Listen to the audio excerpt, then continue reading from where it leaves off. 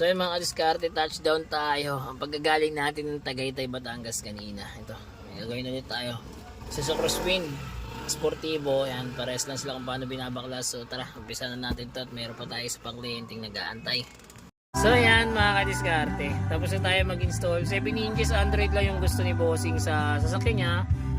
Ayan, kasama pa rin sa package natin yung reverse cam. Pero ito, this time, ginamit natin yung stock na reverse cam ng auto ni Bossing. Tapos yung reverse camera na kasama sa package, iwan na lang natin sa kanya. Ayan, galing pa si Bossing ng Isabela City. Ayan o. Pwede ka na rin mag-Waze, Netflix, YouTube, Google Maps. Sa mga gusto pong mag-avail niyan, drop message lang. Don't forget to like and follow na rin. Salamat! So yan, good afternoon mga kadiskarte. Ito, may client ulit tayo. Isuzu Sportivo Crosswind, pares lang yan mga kadiskarte. Yan.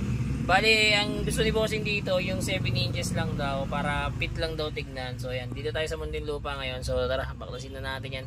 Yung pagbaklas niyan, tulad ng dati, ito, top medyo dito.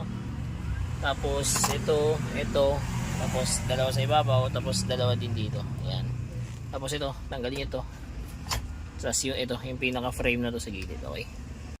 So yan, nabaklas na natin yung kanyang car stereo, pati yung dashboard niya. Sa ganito, tanggal talaga yung buong dashboard dyan. So ayan, wiring na tayo. Ayan, tapos na tayo mag-install. 7 inches yung pinakabit ni Bossing. Ayan. Kasama pa rin sa package natin yung reverse camera. Ayan.